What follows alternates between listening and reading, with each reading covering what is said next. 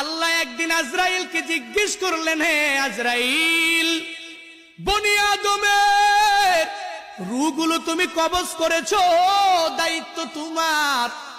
হে আজরাইল, তুমি আমারে জানাও না ওই বনি আদমের মধ্যে কোন কোন রূহ কবজ করতে তোমার অনেক কষ্ট হয়েছিল?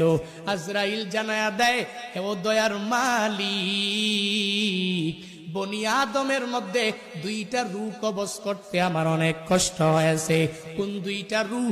বলে, এক নম্বরে এক আল্লাহর বান্দি মহিলা, বিশাল এক সমুদ্রের মধ্যে জাহাজটা প্লাবনের মধ্যে পড়িয়া যখনই ডুবিয়া যাবে, ওই হালাতে সবাই ডুবিয়া গেল। এক প্রেগনেন্ট মহিলা, গর্ভবতী মহিলা কাঠের মধ্যে বসা, একটু পরেই এই মহিলা একটা বাচ্চা প্রসব করবে। তোমার কুদরতের কারিশমা, ওই কাঠের উপরেই আল্লাহর বান্দির একটু পরে প্রসব হয়ে গেল।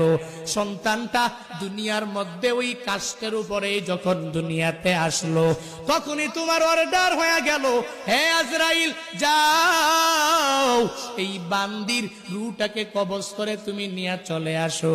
আমি যখন ওই কাঠের উপরে ঝুলন্ত ওই মহিলার রূহটাকে কবজ করার জন্য যখন আমি চলে গেলাম, আমার মনের মধ্যে অনেক কষ্ট ওই সময়ে লেগেছিল।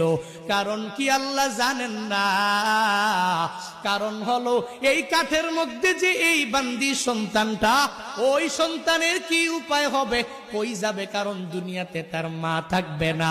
মা ছাড়া সন্তানেরা যেই পরিমাণ পাগল পারা হয়ে যাবে, হে বান্দারা, ওই হসপিটালের বেডের মধ্যে গিয়া দেখবেন, ওই জায়গার মধ্যে কত মায়েরা ডেলিভারির সময় দুনিয়া থেকে বিদায় নিয়ে চলে গেল।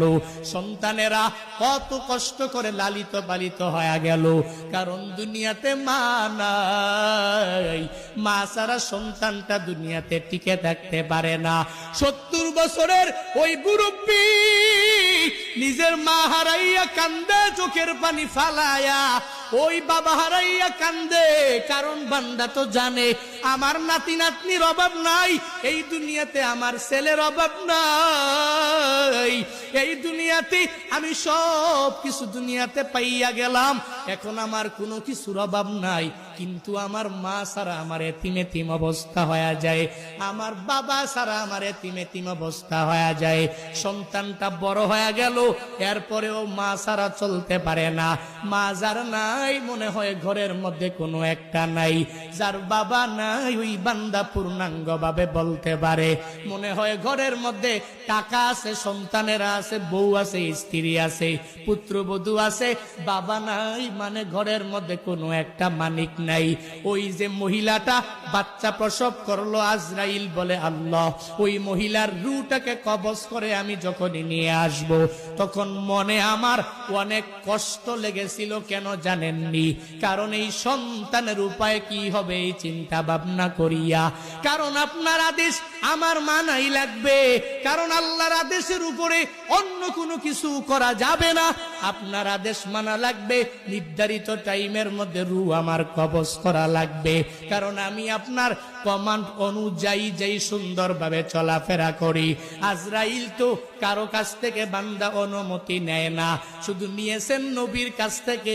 আল্লাহ আজরাইলকে নবীর কাছে পাঠিয়েছিলেন, হে আজরাইল, যাও নবীর কাছে তুমি দৌড়ায় যাও, ওই নবীর রূহটাকে কবজ করার জন্য। নবী যদি অনুমতি দেয়, তাহলে অনুমতি দিলে রূহটাকে কবজ করবা। নবী যদি অনুমতি না দেয়, রূহটা কবজ করা তোমার পক্ষে সম্ভব হবে না। ওই নবী কেমন নবী পেয়েছো? যেই নবীর রূহটাকে কবজ করার জন্য আল্লাহ আজরাইলকে পাঠাইলেন, আর বললেন, নবী যদি অনুমতি দেয় তাহলে কবজ করবা, নবী যদি অনুমতি না দেয় তাহলে কবজ করতে পারবা না।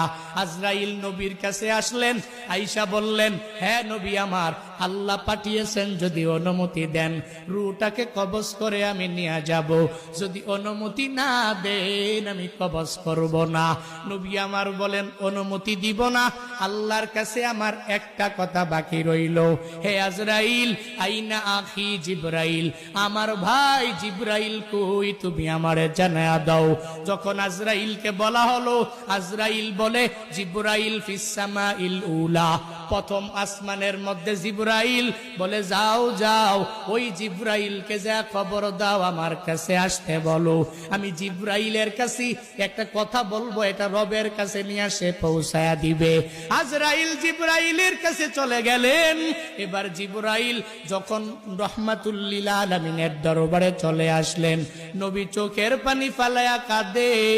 এই দেখে জিবরাইল চোখের পানি ফালাইয়া যখন কাঁদে, নবী আমার ডেকে বলে, হে ভাই জিবরাইল, তুমি কেন চোখের পানি ফালাইয়া কান্না করো, বুঝলাম না। জিবরাইল বলে, নবী আপনি কেন কান্না করেন আমি বুঝি না, আপনি তো আল্লাহর বড় প্রিয়, ওই রবের দরবারে মুলাকাতে চলে যাবেন, আপনার কান্না করার কোনো দরকার নাই, কোনো প্রয়োজন নাই, আপনি কান্না করেন কেন? যখন জিবরাইল নবীকে জানায়া দেয়, নবী আপনার তো কান্না করার কোনো প্রয়োজনই নাই, ওই রবের মুলাকাতে যাবেন, ওই রবের সাক্ষাতে আপনি চলে যাবেন, তাহলে কান্না তো আপনার দ্বারা মানায় না গো নবী আমার। যখন নবীকে এই কথা বললেন, নবী বললেন, আমি কেন কান্দি পরে বলবো।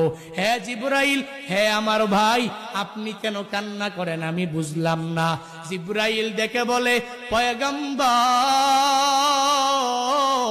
আমি আপনার কাছে একবার, দুইবার, তিনবার, পাঁচবার ওহী নিয়ে আসছি, ব্যাপারটা এমন না।